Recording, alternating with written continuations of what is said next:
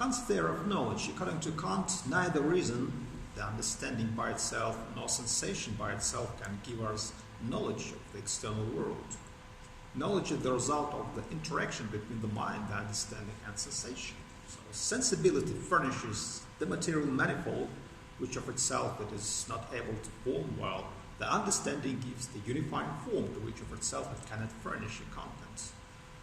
So in the one case, form and order are wanting, in the other, the material to be found. And Kant argued for the existence of a priori intuitions in sensibility, which are space and time, and a priori concepts or categories in understanding. These intuitions and concepts, rather than being empirically discovered, they constitute the basic a priori forms necessary for having any experience. Are there any a priori elements involved in sensory knowledge? That's the question. So, according to all philosophical traditions, sensation is essentially a passive affair. The senses present us with data and we accept what is given through senses. Yet there are some features of sensory experience that cannot be accepted as empirically given. Kant identifies these features by an examination of our ideas of space and time. The ideas of space and time represent the form of experience rather than its matter. And through these ideas, through these forms of intuition, we structure the sensory given in the very act of sensing it. We simply produce this appearance of objects as having spatial and temporal dimensions. Kant argues that space and time are not independent existences, not real beings, not properties or relations which would belong to things in themselves. Space and time are forms of our intuition, which have their basis in the subjective constitution of the human mind. They are subjective conditions through which alone a thing can become an object of intuition for us. So they precede all empirical subject intuitions. They are a priori.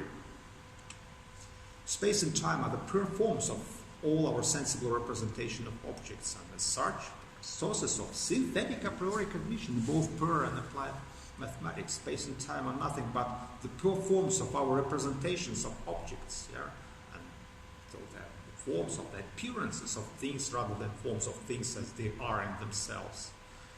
And it turns out to be that the case of sensations is ordered under the forms of intuition, space and time, which are an original possession of the intuiting subject. And these forms of intuition, together with the forms of the understanding categories, are the a priori preconditions for any possible experience. So this claim, the claim that space and time are nothing but the essential forms of our representations of things, is qualified as the doctrine of transcendental idealism. Transcendental idealism. Intuition is the only organ of reality. Space and time are a priori forms of intuition. But the case of sensations ordered under the forms of intuition, that's how we intuit objects, as having spatial dimensions and temporal endurance. So this case of sensations is ordered under the forms of intuition is not sufficient for the genesis of knowledge. What else is needed? The aid of the understanding. Knowledge and experience are shaped, structured, or formed by spatial regulative ideas or general and pure concepts called categories. So there's a synthesis of intuitions and concepts. Intuitions without concepts are blind, formless, unintelligible. Concepts without intuitions are empty. They're without content. So, as I already told you, our knowledge is always expressed in judgment. And Kant argues that there are certain characteristic forms or logical functions of judgment. And in order for our judgments to be about objects, these logical functions of judgments must also provide the basic concepts for conceiving of objects. That's how Kant derives his fundamental categories. Kant first produces a table of the logical functions of judgment based on the premise that every judgment has a quantity, quality, relation, and modality, and then he produces a table of categories under the same four headings, showing how objects of such judgments must be conceived. So, what are the categories? So, under the title of quantity, under the rubric of quantity, Kant identifies such categories as unity, plurality, and totality. Under the rubric of quality, Kant identifies such categories as reality, negation, and limitation. What about the rubric of relation? Inherence and subsistence, causality and dependence, and community. These categories are very important because they form the a priori basis for those statements that give expression to the so-called laws of nature. And possibility and possibility, existence, non-existence, and necessity, contingency are subsumed under the category of modality. So, let's take a look at this deduction of categories from the premises such as the identification of different logical functions of judgments. For instance, judgments may be universal, particular, or singular, and then their objects must be unities, pluralities, or totalities. Judgments may be affirmative, negative, or infinite, and objects manifest either reality, negation, or limitation. Judgments may relate a predicate to a subject, that is categorical judgments, or else relate one predicate-subject judgment to another predicate-subject judgment as antecedent and consequent, that is a hypothetical judgment, or they may be related as alternatives, as disjunctive judgment, and objects may correspondingly manifest the relations of inherence and subsistence, causality and dependence, or community or reciprocity. So judgments may also be problematic, esoteric, and apodictic. Thus, their objects are either possible or impossible, existent or non-existent, or necessary or contingent. So this gives rise to a set of categories: unity, plurality, and totality under quantity, reality, negation, or limitation under quality, inherence and subsistence, causality, and dependence, and community under relation, and possibility and possibility, existence, non-existence, and necessity, contingency under modality. And Kant argues that the most fundamental categories of thought, as well as the forms of intuition, are necessary conditions of the possibility of any experience. Consider some examples illustrating how experience depends on the use of the categories. For example, let's consider a judgment of perception. Sun shines upon the stone and the stone becomes warm. This kind of judgment of perception, is only subjectively valid. On the other hand, a judgment of experience, such as the sun warms the stone, it aims to be valid not only for me and my present condition, but always for me and for everyone else. And if a judgment of perception is to become a judgment of experience, an a priori concept must be added to the perception, for instance, the concept of cause. So the perception must be subsumed under the a priori concepts. We use the category of cause, or we imply that there is a causal relation. We use this category of cause when producing a judgment of experience. The sun warms the stone. There's this, the activity of the sun, which is the cause of the stone getting or becoming warm. But this category is not used in the case of the judgment of perception. Sun shines upon the stone and the stone becomes warm. These are two distinct atomic facts. They are not related. Not to relate them, we should employ this a priori concept, the concept of cause, and this gives rise to the judgment of experience. Or another example, in making the empirical intuition of a house into perception, I rely not merely on the formal intuition of space, that there is a spatial object in front of me, But I rely also on the category of quantity, the synthesis of homogeneous in an intuition in general. In order to think of my several empirical intuitions, that is, my glimpses of windows, doors, walls, and so on, as perceptions of a single house, these are the constituents of my perception of a single house. I have to think of them as representing parts of a single enduring whole. I need to apply the category of a whole. Anyway, categories are employed and used as processes of just making sense of our perception. Where do such a priori concepts come from? What is the ground of the synthetic activity of the mind?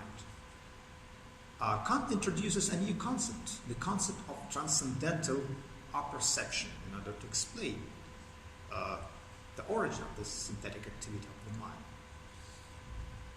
What is transcendental apperception?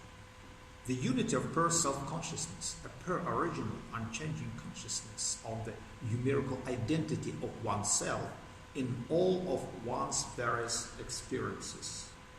And the basic idea of transcendental apperception can be explicated as follows. Anytime I have any experience, I can also know that I have that experience, and that knowing that is equivalent to knowing that that experience belongs to the same self that has all my other experiences. The self that is numerically identical throughout all my experiences, including the experience of myself. So, the fact of transcendental perception entails the necessity of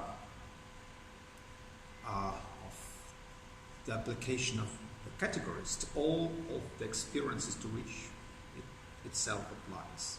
The unity of pure self-consciousness or of transcendental perception is the postulate of all use of the understanding. See, the synthetic unity of pure perception, the I think, which must be able to accompany all my representations. That is the ground of the synthetic activity of the mind. So, Kant sought to move philosophy beyond the debate between rationalism and empiricism, and he tended to combine those two contradictory doctrines into one overarching system. And Kant showed that empiricism and rationalism could be combined. The statements were possible that were both synthetic, a posteriori knowledge from experience alone, as in empiricism, but also a priori from reason alone, as in rationalism.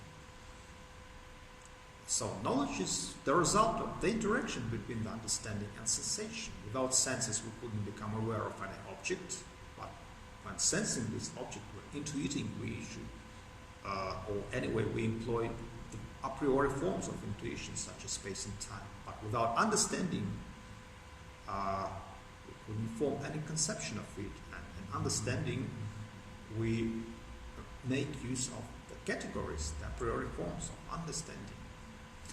What is essential? What is the metaphysics which underlies this theory of knowledge? Kant claimed that our senses can only tell us about the appearance of a thing, phenomenon, and not the thing in itself, phenomenon. Kant believed that thing in itself was essentially unknowable, although we have certain innate predispositions as to what exists, that is transcendental idealism. So that means that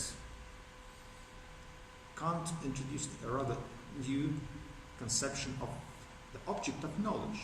Our knowledge is formed by two things: our actual experiences and the mind's faculties of judgment. We cannot know reality as it is. We can know reality only as we experience it. That is, we can know reality only as a realm of experienced phenomena organized by human understanding. Our knowledge refers only to phenomena, not to the things in themselves. So phenomenal reality, that is Kant's term for the world as we experience it. And nominal reality, that is Kant's term for reality as it is, independent of our perceptions. Things in themselves. All we can know is perceived reality, phenomenal reality. This is not the same thing as saying that we each have our own private subjective reality. So the faculty of understanding is uniform, and all functioning minds impose the same basic order on experience. That is what transforms our judgment of experience, yeah? And the judgment of perception into the judgment of experience. Yeah. So let's see. Okay. So once again, I'd like to stress the importance of the importance of Kantian Copernican revolution. So the traditional assumption that all knowledge must conform to object was replaced with the claim that objects must conform to our knowledge, to our a priori forms of intuition and so on, categories. So that is a typical constructivist approach to the problems of theory of knowledge. Kant comes to the conclusion that the understanding is itself the source of the laws of nature and thus of the formal unity of nature. So he reveals this initial idea, Copernican idea, that the fundamental principles of knowledge must be autonomous, must lie within ourselves. And this idea is revealed in the assumption that the understanding forms nature and thus can always impose its principles upon nature. Actually, what we conceive of in nature, what we get to know, what we think of as the object of our knowledge is, and what is revealed in the object of our in a form of statements, yeah, that refer to the features of the object of knowledge is predetermined by a priori structures. So what we know is the order which we simply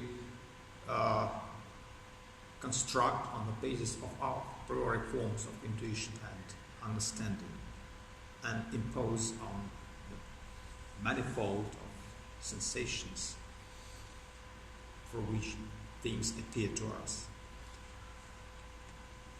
Let's consider another aspect of Kantian philosophy, Kant's ethical theory, deontology, Kant's ethics.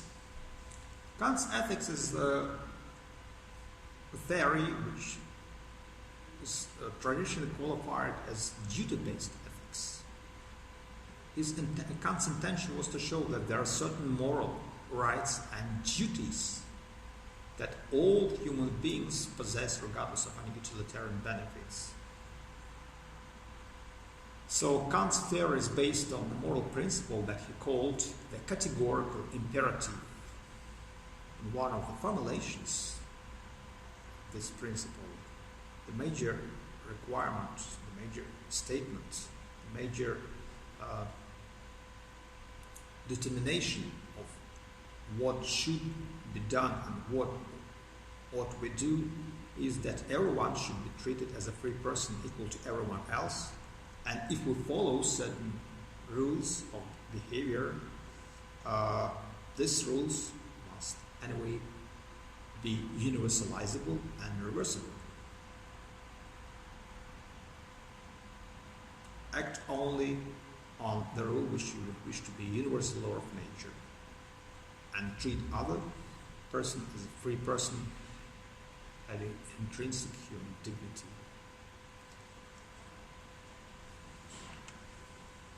So Kant begins his work, The Foundations of the Metaphysics of Morals, by asking what is intrinsically good? That is, what is good in itself or of itself, rather than being good for something else. And Kant considers a number of possibilities, such as wealth and power, then intelligence, wit, and other talents. So they are all are found wanting. Why? Because they can all be misused for immoral ends. Only goodwill passes the test of being intrinsically good. To act from goodwill is to act from duty. Let's consider one of Kant's examples. If a merchant is honest so as to earn a good reputation, these acts of displaying honesty are not genuinely moral acts. The merchant is only truly moral if he is honest because being honest is right, because it is his duty. That's the right thing to do. So persons of goodwill do their duty because it is their duty and for no other reason.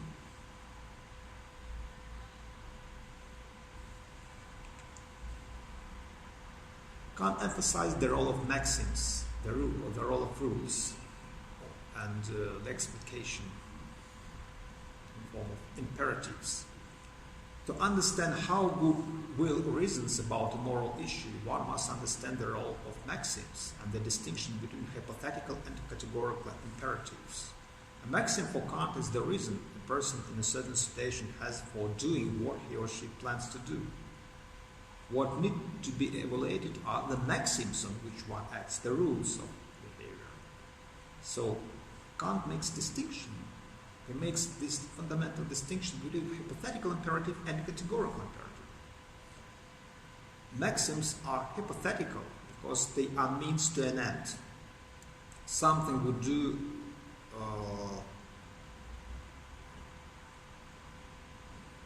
in order to just attain certain positive state, and this maxim can be expressed in the form of condition. For instance, if you want good grades, you ought to study.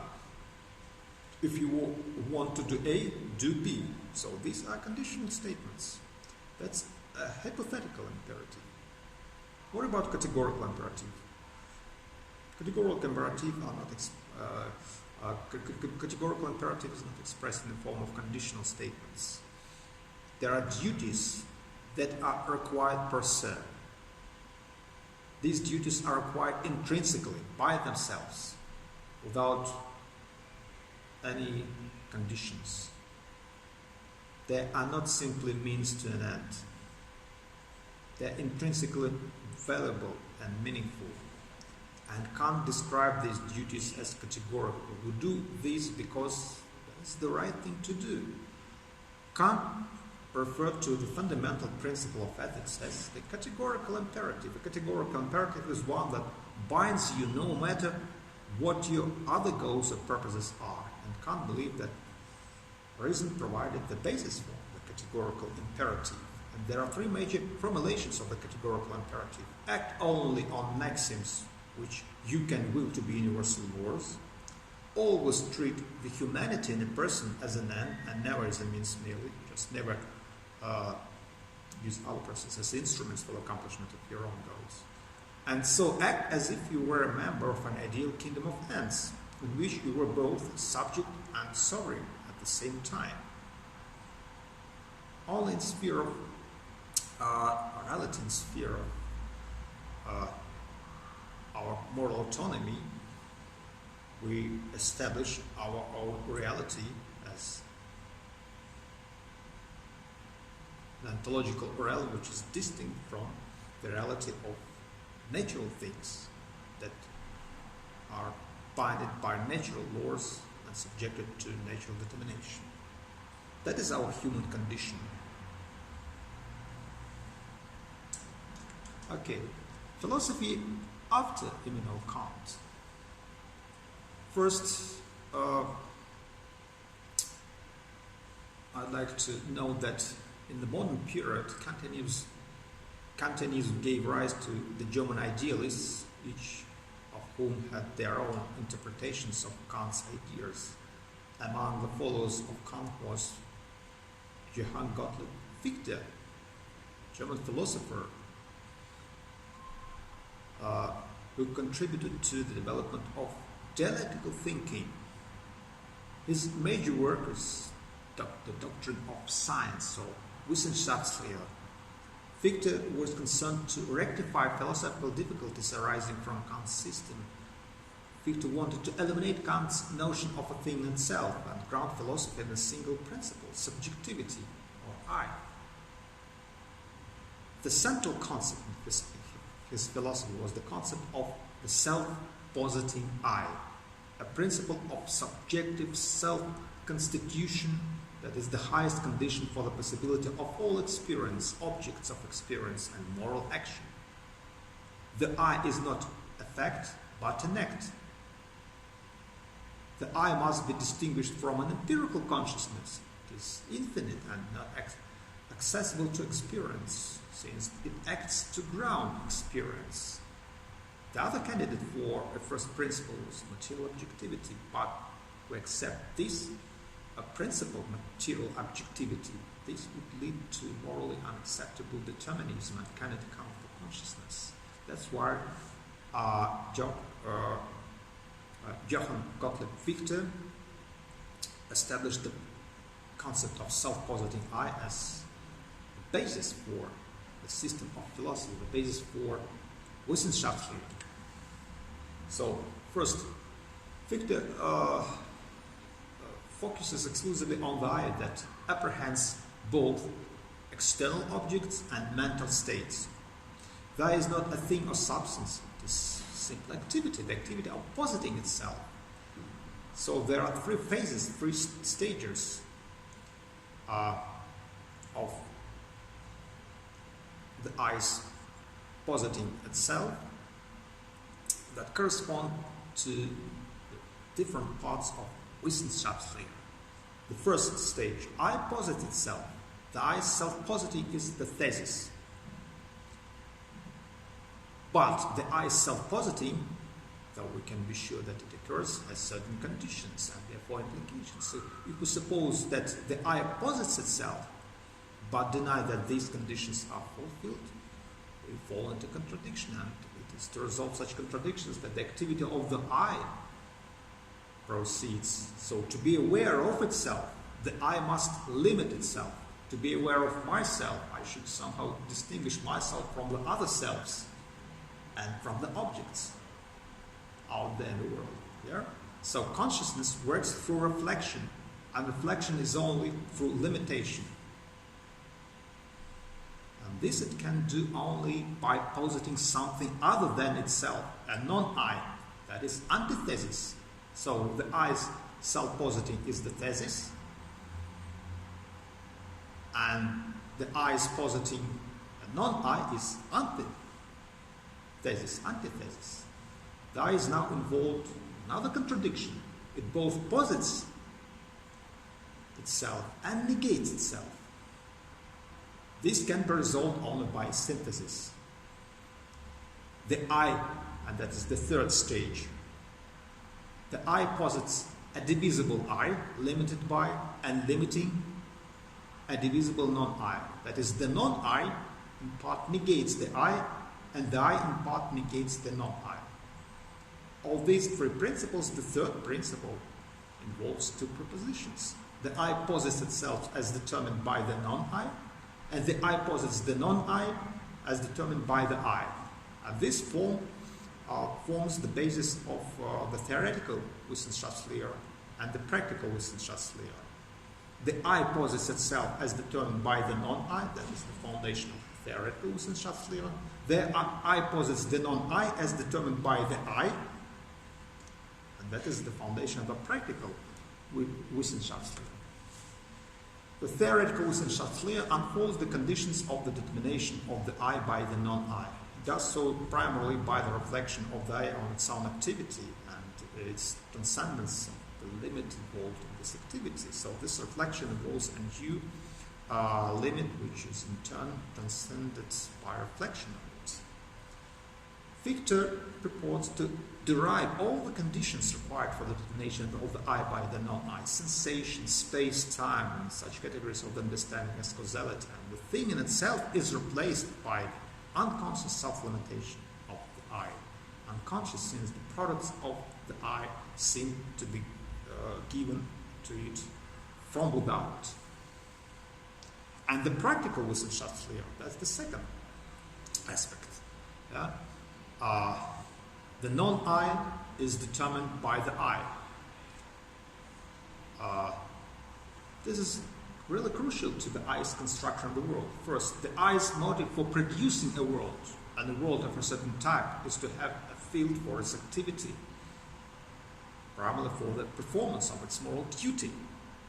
And second, it is only with the practical Wissenschaftslehre that the world ceases to be merely a network of ideas and becomes generally objective with respect to the I. That is really a world as the field of the activity of the I. That is, I determine a realm of objects at the field of my activity. The performance of duties, one of the intrinsic element of this activity. The performance of duty requires the existence of other I's on par with myself, and I must regard other people as independent centers of consciousness and activity, not simply as my own ideas. But if the world is perceived by other beings as well as myself, it is relatively independent of myself and my mental states. So you see, the objectivity of the world is reconstituted through the activity of the I. So that was Fichte, Johann Gottlieb Fichte. And as I told you, Fichte contributed to the development of dialectical mode of thinking, as this dialectical mode of thinking had become prominent in the fundamental speculative system of Georg Wilhelm Friedrich Hegel. Georg Wilhelm Friedrich Hegel was a leading figure in the German idealist movement in the early 19th century. His ideas went far beyond the Kantianism, and he founded his own school of Hegelianism. Hegel has been called the Aristotle of modern times, and he used his system of dialectics to explain the whole of the history of philosophy, science, art, politics, and religion. He was charged of obscurities and pseudo-philosophy, but in fact Hegel is often considered to be the summit of early 19th century German thought and of European philosophy, the classical European philosophy as well.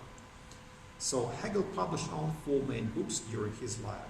Phenomenology of Spirit.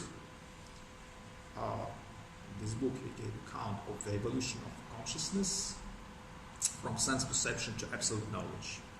Then 3 volumes of Science of Logic. It's the metaphysical and logical core of his philosophy. Then the Encyclopedia of the Philosophical Sciences and the Elements of the Philosophy of Right. A number of other works on the philosophy of history, philosophy of religion, aesthetics, and the history of philosophy were compiled from the lecture notes of Hegel. So Hegel argued that the subject matter of philosophy was reason, or the absolute, the unconditioned presupposition of all human account-giving and evaluation. Philosophy should provide a dialectical exposition of the absolute in its active self-development. And this would enable to attain an understanding of the whole within which the natural world and human deeds are parts. But Hegel also construed his claim that the subject matter of philosophy is the absolute, and that we should reconstruct the active self-development of the absolute to mean that the subject matter of philosophy was the history of human experience itself. Philosophy was about the real world of human change and cultural development, because it is in the cultural development of humanity that the absolute becomes manifested and comes to this final state of self-awareness. First, let's consider his paradoxical statement that what is actual is irrational. Through the logical exposition of the absolute, Hegel intended to create a great philosophical meta-narrative of human history as the successive appearance of the absolute Geist, or absolute idea. And Hegel believed that a full account could be given of the logic or teleological order of an individual and a society. Absolute knowledge. We could finally reassure ourselves that the way our species had come to conceptualize and evaluate is not finite or contingent, but is identical with what there is in truth. We, as Hegel assumes, will then be able to be at home in the world. We will have understood that philosophers have always tried to understand how things in the broadest possible sense of the term hang together in the broadest possible sense of the term. The way it all hangs together is finally due to us in some collective and historical and logical sense. So Hegel argued against an influential assumption in modern thought, that the assumption that the priority should be given to the individual self-conscious subject. That was the assumption that almost all social relations, almost all our bonds to other human beings exist because and only because they are made, willed into existence by individuals, otherwise naturally unattached to each other. Hegel insisted on the priority of some kind of substantial collective subject. Hegel assumed that we should understand substance, or the absolute, as an active subject. Hegel called this subject spirit or Geist, the absolute idea. So Geist displays itself through historical evolving forms of the activity of a collective subject, the one that is coming to self-consciousness about itself, the history of humanity.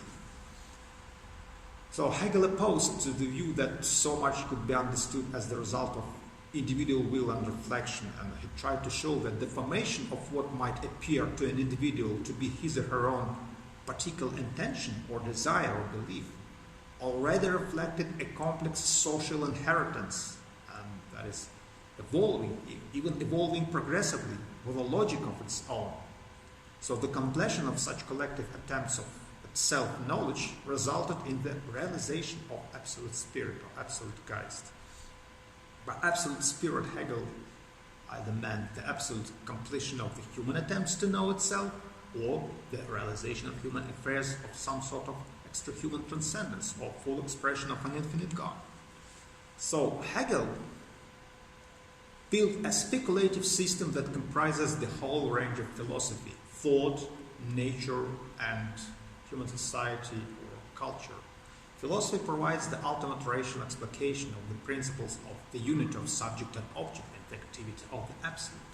The absolute is understood both as subject and substance.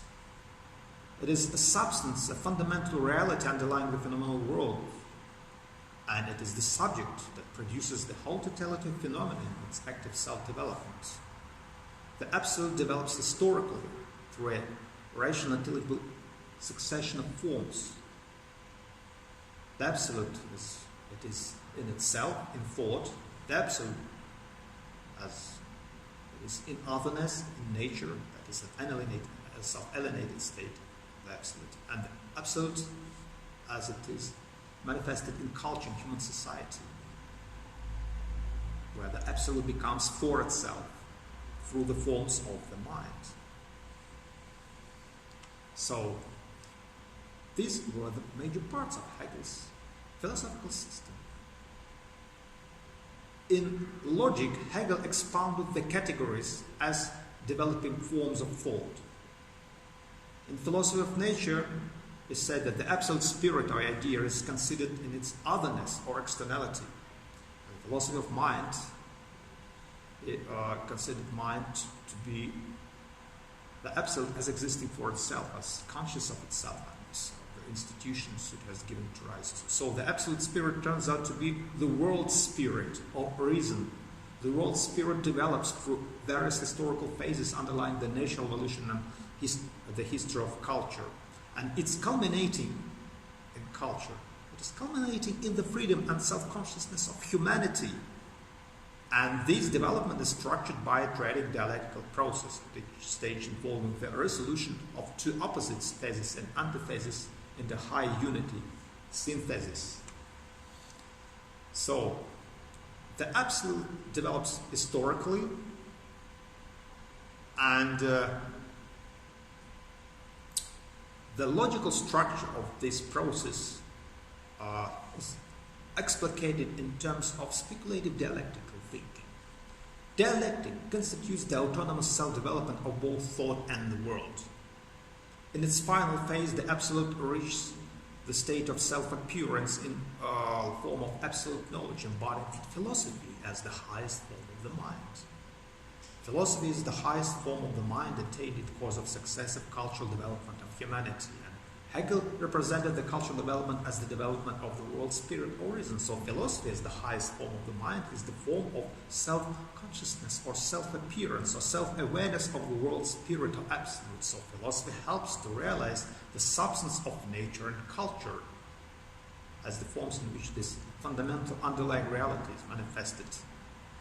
And Hegel regarded his whole work as a dialectical construction with thought and nature as opposites, united in mind and society, in the artistic and religious products of man, and ultimately in the activity of philosophical self-consciousness in philosophy.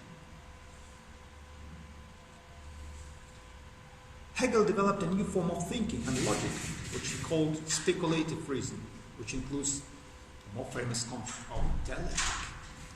So by using this speculative dialectical method, Hegel intended to overcome what he saw as the limitations of both common sense and of traditional philosophy, to grasp philosophical problems and the relation between thought and reality. So no, traditional philosophy approached lots of problems, and classical approach involved thinking through a set of oppositions such as freedom, determinism, idealism, materialism, universal particular of the state, the individual, and in his analysis of such oppositions, Hegel demonstrated that alternatives could be shown to be ultimately compatible when thought together with some higher-order notion, Begriff, that resolved or sublated their position. And one term in such a position implies or requires its contrary. A positing of such a notion would, to make inconsistency, require its own negating, and that it was this sort of dialectical opposition that could be shown to require a sublation or aufheben. Aufheben means in German to cancel, to preserve, and to raise up. So one of the most complicated Hegel's work was entitled Science of Logic. In Science of Logic, the dialectical method of thinking was employed in order to make account of how our notions and modes of thinking are interrelated in the process of their systemic development. And Hegel tries first to show that, that is thesis, we make an attempt to categorize anything that is simply and immediately as being. There is something out there, being. Then goes antithesis. This is an attempt that both negates itself and ends up categorizing everything as nothing. I see that there is something out there, but I cannot just discriminate between the aspect of reality. Yeah? And then this self-negation requires a resolution in the high order category of becoming. So being, nothing, and becoming, these are the first three categories in his Science of Logic. Being and nothing are opposites, constantly moving and moving in and apart from each other, and they're required to be brought together under the synthesis becoming. That is the exemplification of how this speculative dialectical method works when just accounting for the origin of the nature categories which we employ when making making sense of things. But Hegel improved dialectics. Hegel employed the tried and tested process of dialectic, which dates back to Aristotle and involves resolving a thesis and its opposing antithesis into synthesis. Hegel asserted that this logical process wasn't just a matter of forms separated from content, but had applications and repercussions in the real world. From Hegel's point of view, analysis of any apparently simple identity or unity reveals underlying inner contradictions. It is these inner contradictions that lead to the dissolution of the thing or idea into the simple form in which it presented itself, and its development into a higher level, more complex thing or idea that more adequately incorporates the contradictions. And Hegel also took the concept of the dialectic one step further. According to Hegel, the new synthesis is not the final truth of the matter, but rather the new thesis, which, with its corresponding antithesis and synthesis, that the spiral model of historical successive development that was later on used by Karl Marx, for instance, in his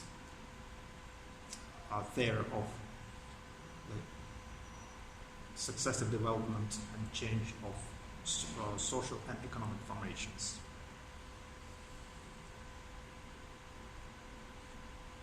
Okay, you know that Hegel was charged of this so-called panlogism. That is a typical interpretation of Hegel. His philosophy was termed as a panlogism or panlogicism. Panlogicism was a term of art coined by Hermann Glockner, a Hegel commentator in the first half of the 20th century. And Hegel held that each person's individual consciousness or mind is really part of the absolute mind, even if the individual doesn't realize this. If we understood that we were part of a greater consciousness, we wouldn't be so concerned with our individual freedom, but we would agree to act rationally in a way that didn't follow our individual caprice, thereby achieving self-fulfillment. Hegel also discussed the concept of alienation, the idea of something that is part of us and within us and yet seems in some way foreign and alien or even hostile. You know, this concept was later on used by Karl Marx in his criticism of capitalism as the system which produces alienation in its various forms. Hegel also introduced the figure of the happy soul who prays to God, who he believes to be all-powerful, all-knowing and all-good, and who sees himself in contrast as powerless, ignorant and base. And this is wrong because we're effectively part of God, as he claimed, and thus possessed of all good qualities as well as bad. So Hegel's thought is often considered to be the summit of the early 19th century German idealism and as the apex of the continental European philosophy. Thank you for your attention, and that is all for today.